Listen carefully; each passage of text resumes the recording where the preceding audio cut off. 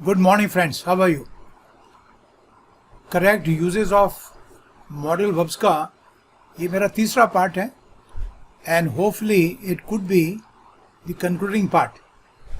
लेकिन इसको बहुत बारीकी से करना, मैंने आपको पहले शुरू में बताया था कि मॉडल वर्ब्स को लोग सोचते हैं कि बहुत इजी है, ये है इजी, नो डाउट, लेकिन there are certain things which you need to understand. और उसका कारण ये है कि स्कूलों और दूसरी जगह मतलब कंपटीशन में तो पढ़ाते होंगे पक्का 100%, लेकिन स्कूल वगैरह में इसका ऊपर ज़्यादा ध्यान देते नहीं हैं. तो इसी कारण से तो कई चीज़ों को हमें पता नहीं लगता है. आपको मैंने ये भी कहा था कि ये जो मॉडल वर्ब्स हैं, शुड है, वुड है, कुड है, इनका कई जगह इस्तेमाल होता है. इनका इस्तेमाल अपन कंडीशनल सेंटेंस में करते हैं. इनका इस्तेमाल मैंने आपको सब्जेक्टिव मूड में बताया था. तो ये मैंने आपको उसमें भी कहा था कि ये इंग्लिश के जो टॉपिक्स हैं दे ओवरलैप.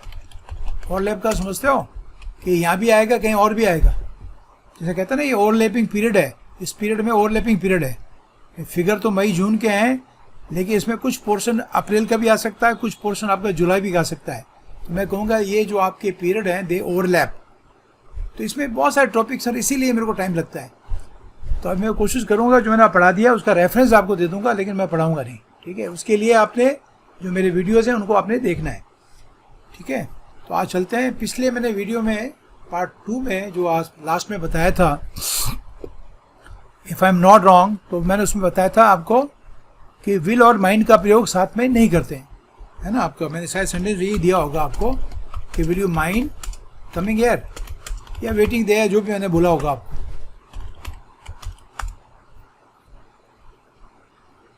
एक्चुअली इसका बोलने का आपका आशय है ये है कि क्या आप यहाँ आने का कष्ट करेंगे. एक चीज़ समझा रहा हूँ आपको, माइंड का प्रयोग इस संदर्भ में बहुत रिक्वेस्ट के लिए किया जाता है. आप जो किसी को बहुत प्यार से रिक्वेस्ट करें तो माइंड का प्रयोग करते हैं, तो उसके विल के साथ में उसका इस्तेमाल नहीं होता है, वो वुड के साथ में होता है. तो इसी सेंटेंस गलत माना जाएगा. ये गलत है, माना क्या जाएगा, गलत है. इस सेंटेंस को करेक्ट करने के लिए आपको लिखना पड़ेगा would you mind coming here.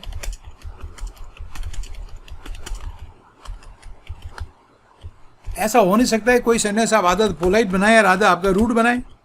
हालांकि विल रूड नहीं है, लेकिन चूंकि आप सेंटेंस बहुत पोलाइट बना रहे हो, इसलिए इसमें वुड का इस्तेमाल करना बहुत ज़रूरी है. जैसे आप किसी को मीठी डिश खिला रहे हो तो मीठी होनी चाहिए, उसमें मिर्च की होनी चाहिए, पूरा सेंटेंस मीठा होना चाहिए.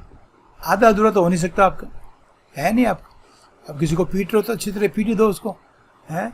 उसको पुचकारो भी और थप्पड़ भी मारो, ये तो कोई सेंस नहीं बनता ना. तो भाषा में भी यही होता है. तो ये ऊपर के सेंस का आपने ध्यान रखना है. ठीक है, तो इसी सेंस में आपको समझा रहा हूँ. ये ओवरलैप में हटा रहा हूँ, ये गलत कन्फ्यूजन पैदा कर देगा. ठीक है, दूसरा मैं आपको बता, जिस तरह से विल के साथ में माइंड का प्रयोग नहीं करता, ठीक नहीं करते, उसी तरह से आप विल के साथ में लाइक का प्रयोग नहीं कर सकते. जैसे आप ये नहीं कह सकते कि I will like to talk to her. अभी ऐसा गलत माना जाएगा. तो इसमें छोटी बड़ी बहुत सारी चीज़ें बच्चों जो अक्सर पर ध्यान देते नहीं है, और गलती तुम्हारी नहीं है. जब तुमको कोई पढ़ाएगा नहीं तो कैसे पता लगेगा ये सेंटेंस गलत है. ठीक है, एक तो इसमें क्या है, आप एक संभावना बता रहे हो. विल तो एक प्रोबेबिलिटी बताता है वो, लेकिन संभावना भी बताता है. लेकिन इसमें वुड का प्रयोग करो. वुड आपके प्योर प्रोबेबिलिटी बताता है. तो मैं आपको विल की जगह बोलूँगा I would like to. You never say I will like to her, like to talk to her. We say I would like to talk to. मैं उससे बात करना पसंद करूँगा. ये पसंद करूँगा नहीं है, बल्कि इसमें सेंस ये है कि मैं उससे बात करना चाहूँगा. ठीक है ना. तो ये छोटी बड़ी चीज़ों का आपने ध्यान रखना है. बहुत सारी चीज़ें विल और वुड की मैं एक साथ बता रहा हूँ आपको. तो एक तो आपको पता है कि विल का पास्ट टेंस वुड है. तो जब आप नरेशन चेंज करते हो तब तो आपने वुड का ही प्रयोग करना है विल की जगह. इसमें तो कोई डाउट है नहीं, है ना आपका. जैसे आपने कहा he told me that he will help me. तो इसमें तो आपको जो अपना एक तरह से सर्टेन हो जाएगा कि इसमें वुड का इस्तेमाल करना आपने, कोई और चांस नहीं है. विल नहीं लगा सकते इसमें, क्योंकि मेन क्लॉज आपका पास्ट में. ये तो क्लियर है ना आपको, है ना. तो ये चीज़ आपने, तो नरेशन में तो आपको विल का वुड करना पड़ेगा, देयर इज़ नो डाउट. ठीक है, लेकिन वुड का इसके अलावा बीच के और इस्तेमाल होता है. ठीक है, वुड रादर का मैंने बताया था, वुड सूनर का बताया था आपको. ठीक है, शायद वुड फेन का ही बताया था. तो कभी मुझे डाउट हो जाता है, मुझे भी तो याद थोड़े रहता है। लेकिन मुझे ये पता है कि वुड के मैंने बहुत सारे प्रयोग कंडीशन सेंटेंस में, हाइपोथेटिकल सेंटेंसेस में, इन सब में होता था। इनका मैं आपको एक एक पर उदाहरण दे रहा हूँ, ज़्यादा डिटेल में नहीं बताऊँगा। उसके लिए आपने वो लेक्चर्स सुनने पड़ेंगे दोबारा आप, ठीक है। एक वुड के साथ में फेन का प्रयोग, आई वुड फेन डू इट। अगर मैंने नहीं बताया तो इसको आप सीख लो। आपका इसमें कोई पूछे आपको फेन क्या है, तो फेन आपका एडवर्ब है इस सेंटेंस में। इसका मीनिंग होता है विलिंगली, विलिंगली या विथ प्लेजर। तो अगर मैंने नहीं कराया तो उसको कराऊं। अब ये सेंटेंस आपको तब आएगा, थोड़ी वुड के प्रयोग से आपको सेंटेंस आ जाएगा। आप इसमें वाक्य भी तो आनी चाहिए आपको। फेन नहीं आएगा तो वुड क्या करेगा इसमें आपको। तो इसलिए ये सब चीज़ें आपने सीखनी है, ठीक है। और आई would fan do it means I will willingly do it. इसका मीनिंग ये मैं लिख रहा हूँ, आई विल या आई वुड, संभावना बता रहे तो वुड का प्रयोग करो। आई वुड, ठीक है ना आपका, विलिंगली डू इट या I will do it willingly. चूंकि वर्ब आपकी ट्रांजिटिव है तो आपने एडवर्ब को ट्रांजिटिव वर्ब के ऑब्जेक्ट के बाद लगाना है, ठीक है। I would do it willingly या I will do it with pleasure, दोनों में से कुछ भी लगा सकते हो। एक सेंटेंस में आपको और दे रहा हूँ। एक लड़के ने किसी को कहा कि ये तो मैं तो आपका बहुत मतलब बड़े आराम से करता, मज़े से मैं इसको करता, लेकिन आपने मुझे करने के लिए कहा ही नहीं। तो इसको दो तरह से कैसे सेंटेंस को आपको, I would have done it, ठीक है ना आपका, willingly, but you did not ask me to do it, है ना आपका। तो आप इसको ऐसे भी कह सकते हो, I would fain have done it but you did not ask me to. वापस डू लगाने की आवश्यकता नहीं है, ठीक है। ये सेंटेंस आपका आधा है, अधूरा है, इलिप्टिकल सेंटेंस है, ठीक है। तो इसको आपको डू लगाने की जरूरत नहीं। डू लगा तो गलत नहीं होगा, लेकिन डू लगाने की आवश्यकता है नहीं। I would fain have done it but you did not ask me to do. To do, इसके पीछे एक्चुअली डू ही है, और दिक्कत हो रही समझने में तो आप डू लगा भी लो, ठीक है। और इसका अर्थ क्या हुआ बच्चों, कि मैं इसको बहुत विलिंगली करता, इच्छा से करता, मज़े से करता, ठीक है, लेकिन आपने मेरे को करने के लिए कहा ही नहीं। तो ये एक वुड का एक स्पेशल प्रयोग है वुड फेन के साथ में। आई होप कि सबको समझ आ गया। जाके डिक्शनरी में देखें उसको, फेन वर्ड को। और ये आपको शायद कैम्ब्रिज में ना मिले, लेकिन आपको, ठीक है ना आपका, OLD मिल जाएगा, ऑक्सफोर्ड की एडवांस लर्नर डिक्शनरी में, या फिर किसी और डिक्शनरी में, वेबस्टर डिक्शनरी में मिल जाएगा। एक मैंने वुड का प्रयोग आपको बताया था, ठीक है ना आपका, हाइपोथेटिकल सेंटेंसेस में। अब मैं देखो आपको हाइपोथेटिकल दोबारा पढ़ा रहा हूँ, तभी तो भैया ये इतना लंबा हो जाता है जिसकी हद नहीं है। अब नहीं, टीचर कहना चाहिए मैं पढ़ा चुका हूँ ये। अब हाइपोथेटिकल सेंटेंसेस के जो मेरे आपकी वीडियोस है उसमें देखो आप, लेकिन मेरा मन भी नहीं करता, एक तो देता हूँ उनको उदाहरण आपको। ऐसे सेंटेंस जिसमें अपन कहते हैं, एक इच्छा व्यक्त करते हो। अगर आप कह रहे हो इफ़ आई वर रिच, ध्यान आ गया आपको, ठीक है ना आपका, I would give you, I would buy you a car. तो अगर मैं अमीर होता तो मैं तेरे को एक कार खरीद के दे देता। तो इसमें वुड का इस्तेमाल, ये हाइपोथेटिकल है। हाइपोथेटिकल अर्थ होता है काल्पनिक है, ठीक है ना आपका, it is not real, it is unreal situation. तो अनरियल सिचुएशन में वुड का इस्तेमाल अपन खूब करते हैं। इससे ज़्यादा मैं इसमें आपको बताऊंगा नहीं। अगर देखना आपने तो फिर आपका हाइपोथेटिकल वीडियो को आपको देखना पड़ेगा, ठीक है ना। इसी तरह से कंडीशन सेंटेंसेस में एक होता है जीरो कंडीशनल, एक होता है आपका फर्स्ट कंडीशनल। इसका प्रयोग, वुड का प्रयोग अपन सेकंड और थर्ड कंडीशन में करते हैं ना आपका। मैं थर्ड और सेकंड और थर्ड कंडीशन नहीं, थर्ड और फोर्थ कंडीशन के आपको उदाहरण दे रहा हूँ, ठीक है ना। अगर उसने मुझसे कहा तो मैं कर दूंगा, इफ़ ही आस्क्ड मी। अब इसमें मजबूरी हो जाएगी आपको बोलने की कि आई वुड डू इट, विल तो लगा नहीं सकते आप। ये सेकंड कंडीशनल है, ठीक है। सेकंड कंडीशन में ये सेंटेंस एक्चुअली हाइपोथेटिकल है, अनरियल सिचुएशन को बताता है। और जो आपका फोर्थ कंडीशनल है, फोर्थ कंडीशनल में आप सिचुएशन ऑफ इम्पॉसिबिलिटी को बताते हो। वो मैंने आपको बहुत सारे उदाहरण दिए हैं इसके। If he had listen to me, इसके जो इफ़ क्लॉज में जिसमें कंडीशन होती है, ठीक है ना, उसमें पास्ट परफेक्ट होता है। और जो आपका मेन क्लॉज होता है उसमें would have, should have, could have के साथ में वर्ब की थर्ड फॉर्म का इस्तेमाल होता है सेंस के मुताबिक। If he had listen to me he would not have gone to jail. तो एक उदाहरण और दे रहा हूँ बच्चों, ये मैंने डिटेल में करा रखा है। यहाँ पर दुकान खोल दूंगा तो ये कभी समेटा नहीं जाएगा, पूरा नहीं होगा आपका, ठीक है। उनको दोबारा देखिए आपका, ठीक है। और इसके अलावा मैंने आपको बहुत सारे प्रयोग वुड के, ठीक है, जब मैंने आपको कराया था, क्या नाम है इसका टॉपिक, सब्जेक्टिव मूड का, ध्यान है आपको। और मैंने आपको क्या बताया, सब्जेक्टिव मूड क्या होता है, डिसएग्रीमेंट ऑफ सब्जेक्ट वर्ब होता है। तो उसमें मैंने आपको बहुत सारे संदेश दिए थे, अगर आपको याद हो तो, ठीक है। वुड सूनर का प्रयोग, वुड रादर का प्रयोग। वुड रादर आपको प्रेफरेंस दिखाता है, ठीक है। किसी ने आपको कहा कि आप घर में रहोगे या हमारे साथ चलोगे, तो उसने कहा I would rather stay home, घर पे रुकना ज़्यादा पसंद करूँगा, ठीक है ना। और आप चाहो तो देन का प्रयोग कर सकते, देन गो विथ यू। और इसमें मैंने आपको बताया था कि वुड रादर के साथ में फर्स्ट फॉर्म आती है ना, ये बेयर इन्फिनिटिव है, तो देन के बाद में बेयर इन्फिनिटिव आएगा, ध्यान रखना। टू गो मत लगा देना, गलत हो जाएगा। ये दोनों बेयर इन्फिनिटिव है। इसका प्रयोग मैंने बेयर इन्फिनिटिव में आपको बताया था। तो वुड का जनरली प्रयोग करते हैं बच्चों आपका प्रोबेबिलिटी शो करने के लिए, प्रोबेबिलिटी, ठीक है ना। आपको अगर मुझे ऐसा बताना हो कि मैं आपसे पापा से बात करूंगा कि ना ऐसा मैं सोच रहा हूँ, तो I would like to talk to your father, ये वुड का इस्तेमाल हो गया। बाकी विल का पास्ट टेंस वुड तो होता ही है, इसमें तो कोई डाउट होना नहीं चाहिए आपको। इनडायरेक्ट स्पीच में तो वुड का इस्तेमाल ही होता है, ठीक है ना।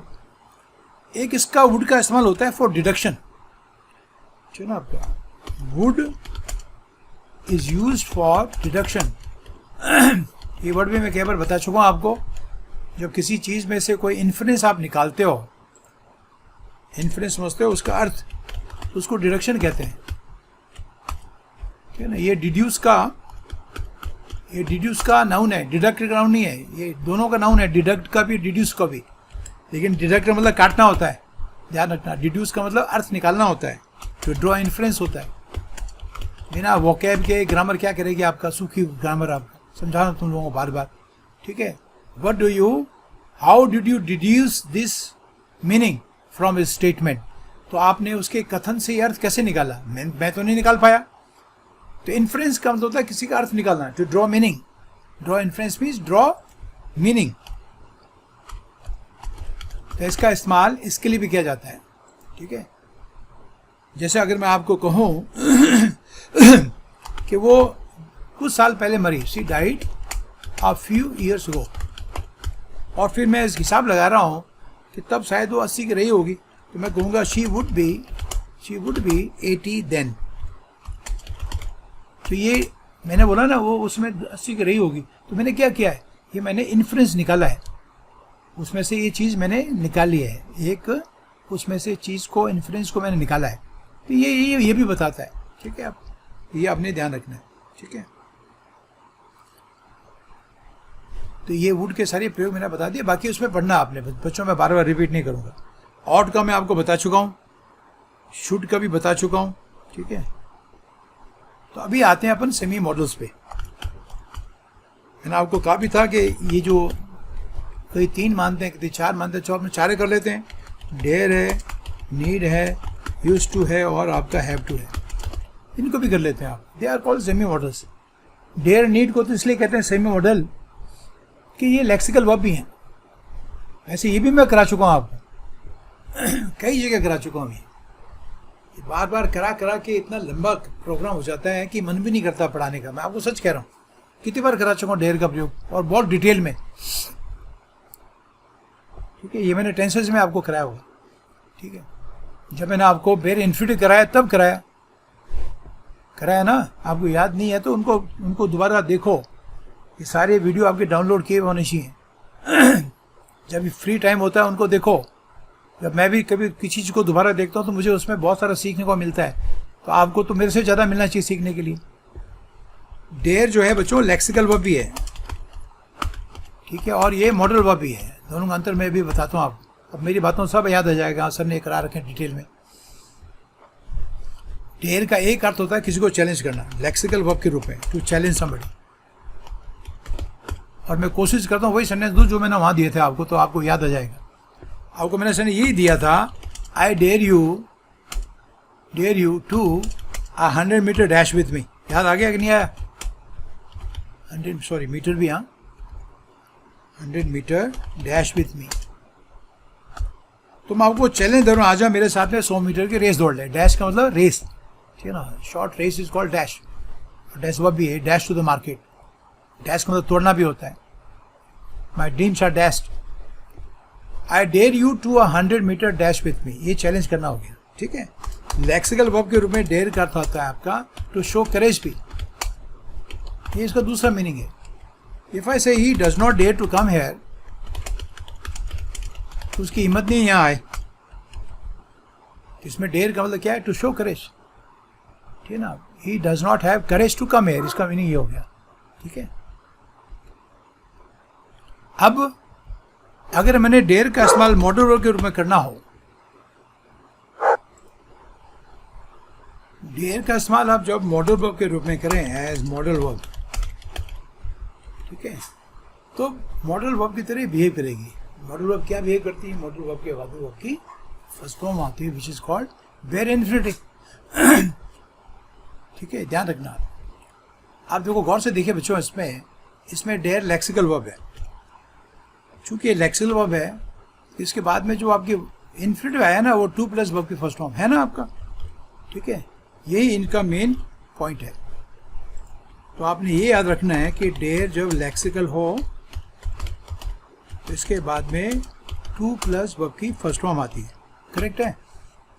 और डेयर जो मॉडल वर्ब होती है, मैं उसका सेंटेंस भी दे देता हूँ आपको.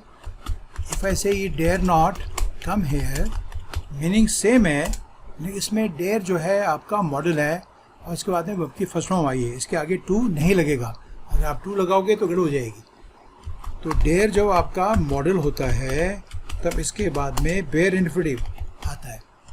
बेयर इन्फिनिटिव का होता है वर्ब की फर्स्ट फॉर्म विदाउट 2. इसको कहते हैं इन्फिनिटिव विदाउट 2. इन्फिनिटिव विदाउट 2 ये आता है. बस यही सीखना आप. और इसके इतने सारे सेंटेंस बना के बोलो कि आपको याद हो जाएगी, मुंह पे चढ़ जाए आपको. और इसका टेस्ट क्या है मैं आपको बताता हूँ. ठीक है.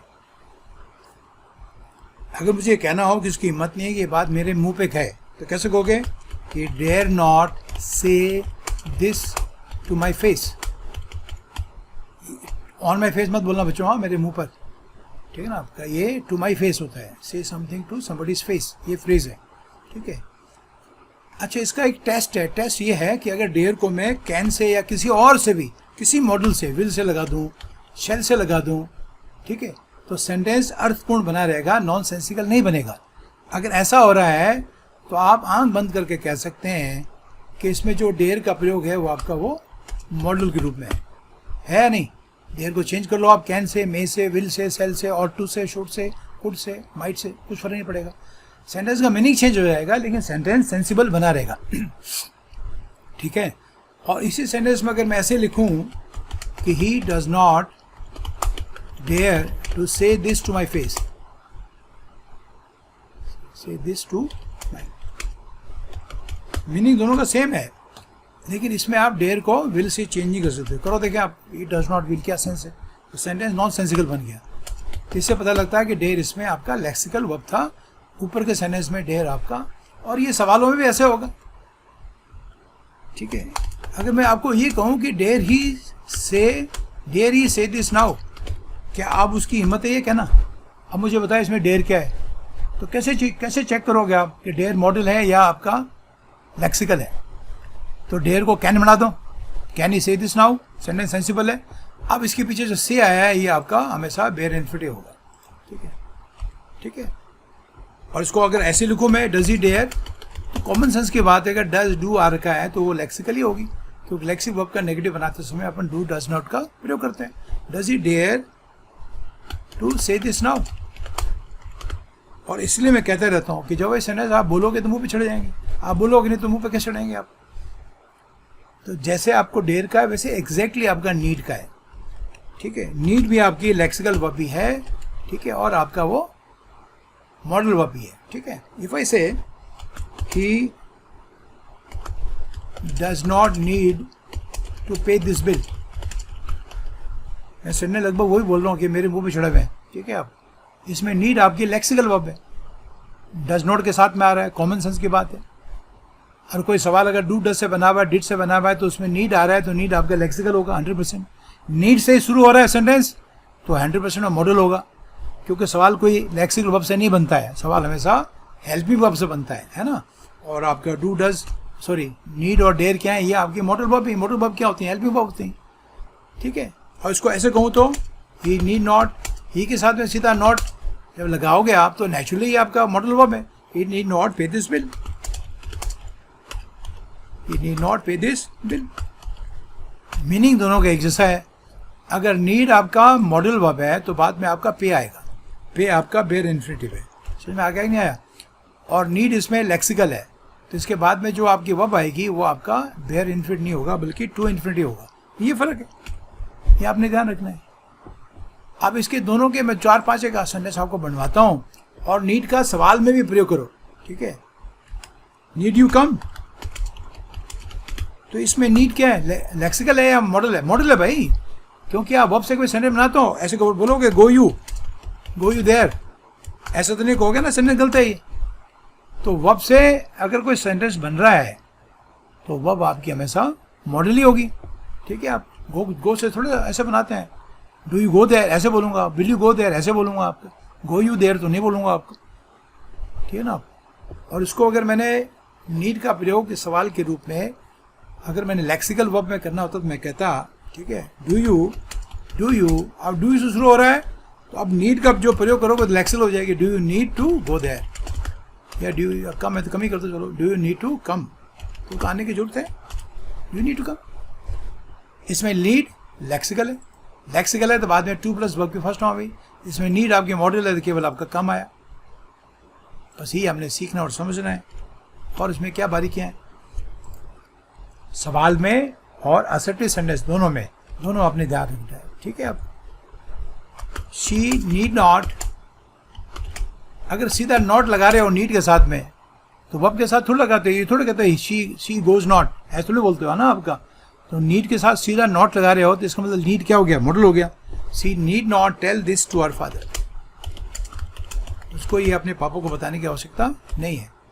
इसमें नीड क्या है, मॉडल है। और ये मैं अगर ऐसे कर रहा हूँ, she does not need to, अब टू टेल की जगह टू टेल आ जाएगा, to tell this to her father, तो इसमें लेक्सिकल वर्ब होगी, हो गया ना बच्चों। प्रयोग करो किसी भी टेंस में लो आप। He did not dare to touch my brother, इसमें ये। और मॉडल का जो प्रयोग होता है वो प्रेजेंट में होता है तो उसमें पास्ट टेंस नहीं बनता है, ये भी आपने ध्यान रखना है, ठीक है ना। और डेयर का तो पास्ट टेंस वैसे ही नहीं बनता है, ठीक है ना। कैन का तो फिर पास्ट टेंस कुड हो जाता है, इसका तो बनता नहीं। कुड का प्रयोग तो प्रेजेंट में भी करते हैं। He did not dare to touch my brother, उसकी हिम्मत नहीं हुई मेरे भाई के हाथ लगाए, पास्ट की बात है। और ऐसे कहूँगा he dare not touch my brother,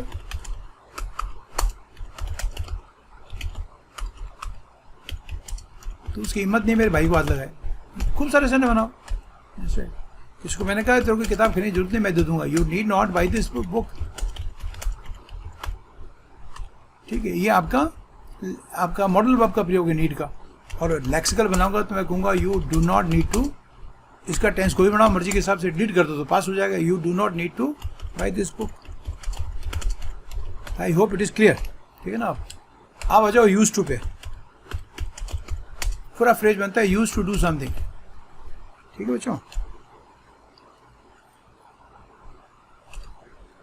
इसका प्रयोग कब करते हैं, इसका प्रयोग हम तब करते हैं कि जब हमको किसी ऐसी सिचुएशन को बताना हो कि जिसमें क्या ना आपका कोई जो एक्शन था वो पास्ट में आप किया करते थे लेकिन अब नहीं करते हो, ठीक है। अगर मैं आपको कहूँ कि मैं छत पे सोया करता, I used to sleep on the roof, इसका अर्थ ये हो गया ना कि अब मैं नहीं सोता हूँ। इसका मीनिंग हुआ now I don't means now I don't sleep on the roof, इसका मीनिंग है। अब इसके आप इसमें और कौन सी विद्या है, ठीक है ना आपका। इनके आप खूब सारे सेंटेंस बनाओ, आप ये आपने ध्यान रखना है, ठीक है ना। आप खूब सारे सेंटेंस बनाओ। Used to sit on the roof and gossip for hours, ये एग्जाम आया वो सेंटेंस है। और इसको कभी गॉसिप्ड मत कर देना बच्चों, ध्यान रखने। गॉसिप करते गलत हो जाएगा, गॉसिप्ड नहीं करना। इसमें जो करेक्ट है मैं अंडरलाइन कर रहा हूँ, बोल्ड कर रहा हूँ, क्योंकि ये इन्फिनिटिव का पार्ट है। वी यूज टू सिट है ना, टू सिट, और बीच में ऐड आ गया तो सिट आया तो वर्ब की फर्स्ट फॉर्म है ना, तो टू तो कॉमन निकल गया, फिर आपका गॉसिप आया। गॉसिप क्यों आएगा, नहीं आएगा। और इसका तो हो गया हम छत पे बैठा करते थे और घंटे गप्पे हाँ का करते थे, गप्पे लगाया करते थे, ठीक है ना। इस फील्ड में हम क्रिकेट खेला करते थे, वी यूज टू प्ले, और वो फील्ड नहीं रहा या आपका आप अब करते नहीं हो। वी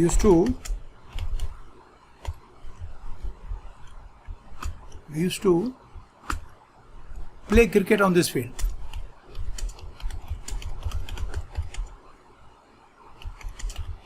इस मैदान में हम क्रिकेट खेला करते थे, अब नहीं खेलते हैं, इसका मीनिंग ये हो गया। तो सिंपल सा प्रयोग, इसमें तो कुछ है नहीं ऐसे भी, ठीक है ना।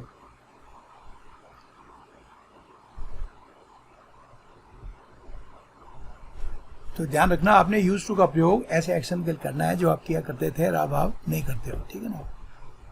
कुछ आपने कहा she use to be cheerful, she use to be cheerful, ये बड़ी खुश रहा करती थी, अब नहीं रहती, अब थोड़ा उदास ही रहती है।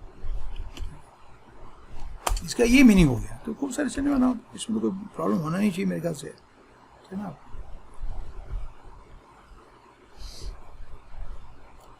अच्छा, एक चीज़ मैं बहुत इंपॉर्टेंट बता रहा हूँ, आपने यूज टू के साथ में ऑफन वर्ड का इस्तेमाल लिखा, ये नोट करना आपने, नोट, ठीक है। नेवर यूज ऑफन, ऑफन क्या है, एडवर्ब है फ्रीक्वेंसी का, इसमें फ्रीक्वेंसी का मतलब ही नहीं है, तो हमेशा के लिए था, तो इसमें ऑफन वर्ड का इस्तेमाल, never use often with use to. ये आपने एक बहुत इंपॉर्टेंट चीज़ ध्यान रखनी है। जैसे अगर मैं आपको कहूँ I often use to visit him, ये गलत हो गया, दिस इज रॉन्ग, नहीं करते आप। थोड़ा सा इसमें कंसेप्ट ये है कि ऑफन आपका फ्रीक्वेंसी का एडवर्ब है, और ये फ्रीक्वेंसी नहीं बताता, ये तो बारंबारता बताता। मैं ऐसे ही क्या करता, मैं उसके यहाँ जाया करता था, ऑफन का मतलब कभी नहीं जाता था, कभी जाता था, ये हो गया ना आपका सेंस। तो फिर क्या इस्तेमाल करोगे, तो इसमें आप वुड का इस्तेमाल करें, I would often visit him, I would often visit him. तो ये चीज़ का आपने ध्यान रखना है। अब चाहे सेंटेंस करेक्शन में हो, ठीक ना, और चाहे वो आपका सेंटेंस सब्स्टिट्यूशन में आए, उसका आपने ध्यान रखना है, ठीक है। इसका मैं आपको एक उदाहरण भी दे देता हूँ, सेंटेंस करेक्शन भी हो जाएगा और सेंटेंस सब्स्टिट्यूशन भी हो जाएगा। मैं आपको बताता हूँ कैसे। अगर मैंने ऐसे कहा कि he often used to visit me when I was admitted to a hospital, admit साथ में इन मत लगाना, एडमिट साथ में टू लगता है, एडमिटेड टू, ठीक है। अब ये सेंटेंस गलत हो गया, तो ये पहले पार्ट में आपकी गलती होगी, ठीक है ना, हो गया ना आपका। तो आपको क्या पढ़ना है, ही वुड ऑफन विजिट में, ये बोलोगे। तो अगर सेंटेंस करेक्शन है बच्चों, तो पहले पार्ट में रहे, मैं सारे पार्ट नहीं बना रहा हूँ, ठीक है, मैं सारे पार्ट नहीं बना रहा हूँ, ये बता रहा हूँ आपको, ठीक है। करेक्शन बता देता हूँ, ही वुड ऑफन, चूंकि फ्रीक्वेंसी ऑफ एडवर्ब है तो वर्ब से पहले आएगा, वुड के बाद में, ठीक है। He would often visit me when I was admit, बिल्कुल करेक्ट हो गया, ये सेंटेंस इज करेक्ट। अब अगर यही सेंटेंस आपके सेंटेंस सब्स्टिट्यूशन में आता है, तो नॉलेज तो वही है, अब तो कर लोगे आप, मुझे दिक्कत की बात नहीं होनी चाहिए आपका, ठीक है। ये मैंने अंडरलाइन किया, तो ये सवाल बन गया सेंटेंस सब्स्टिट्यूशन का, ठीक है। सेंटेंस सब्स्टिट्यूशन में क्या होता है, सेंटेंस का एक भाग अंडरलाइन होता है, और आपको कहा जाता है कि अगर ये वैसे ही ठीक हो जैसे दिया गया हो, तो आंसर हो जाएगा नो एरर, है ना। पहला ऑप्शन लिखा हुआ है ऑफन यूज्ड टू विजिट, ये गलत हो गया। दूसरा लिखा मैंने आपका ही वुड ऑफन विजिट, ठीक है, आगे मी लिखा हुआ ही है, वो तो चेंज करना है आपका, ठीक है। तीसरा था he was used to visit me, क्या ये भी सही है, ये भी गलत गड़बड़ है, कारण बताता हूँ अभी आपको। और डी था आपका नो एरर, यानी जैसा है वैसे ही आएगा, ठीक। अब तो समझ गए मेरी बात। तो इसमें एक ही करेक्ट है, आंसर उसका हो जाएगा आपका बी। तो ये भी आपने ध्यान रखना है। आंसर हो गया आपका बी, कोई और आंसर नहीं है। वाज यूज टू क्यों नहीं होगा, मैं थोड़ी देर में आपको बताता हूँ। आई होप का आपको यूज टू डू समथिंग का सेंस आपको समझ में आ गया, ठीक है। यूज टू डू समथिंग का अर्थ होता है कोई ऐसी एक्टिविटी जो आप किया करते थे और अब नहीं करते हो, ध्यान रखना। और इसमें यूज टू से पहले आपने कोई हेल्पिंग वर्ब, बी फॉर्म के वर्ब नहीं लगाने, इज आ रहे हैं वाज पर नहीं लगेगा, ये आपने ध्यान रखना है। और इसमें आया एक छोटा बच्चा था, आपने कहा यार he used to cry a lot, ये बहुत रोया करते थे, इसका अर्थ क्या हुआ, अब नहीं रोता है, ठीक है। ये आपने ध्यान रखना है। अभी आपको बता रहा था इसमें वाज क्यों इनकरेक्ट हो गया, उसका कारण है। और इसका अक्सर यूज टू के साथ में कंफ्यूजन होता है। एक फ्रेज है be use to doing something, ध्यान रखना। और इस फ्रेज का सेंस होता है कि बी हैबिचुअल टू या हैबिचुएटेड टू डू समथिंग या be accustomed to do something, be accustomed to do something. और इसका अर्थ होता है किसी काम करने में अभ्यस्त होना।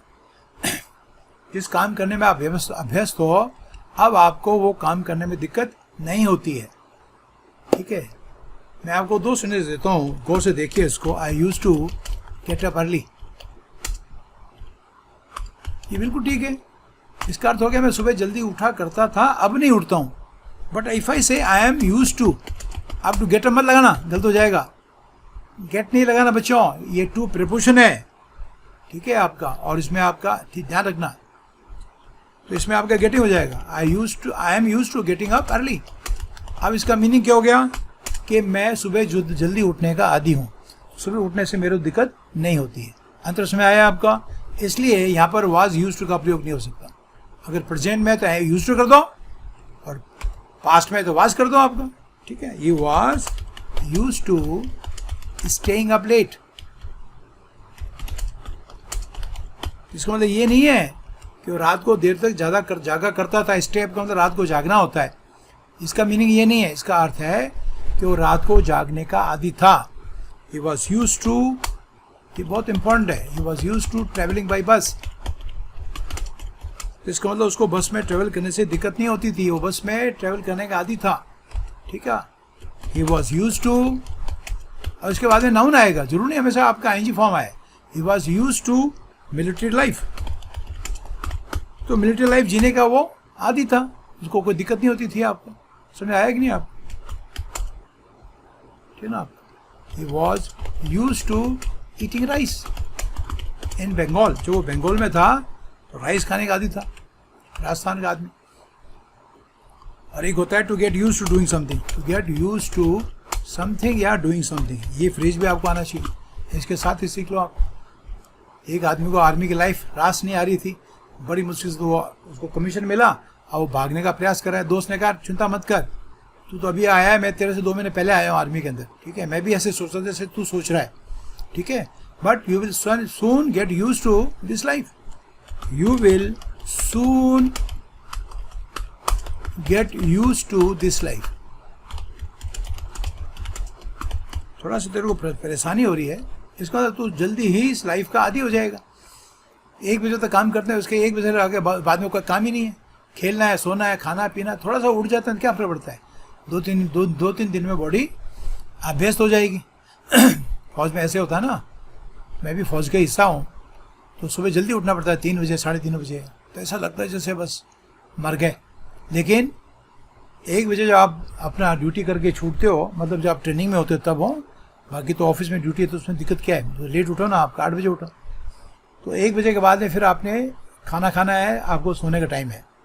शाम को उठते हो तो फिर आपने गेम्स स्पोर्ट्स में खेलना है, अपना पीटी किट डाला, वाइट निकर, वाइट टी शर्ट और शूज़ डाले और खेलने चले गए। आपको जो आपने खेलना है, बास्केटबॉल है, टेनिस है, बैडमिंटन है, व्हाटएवर, ठीक है।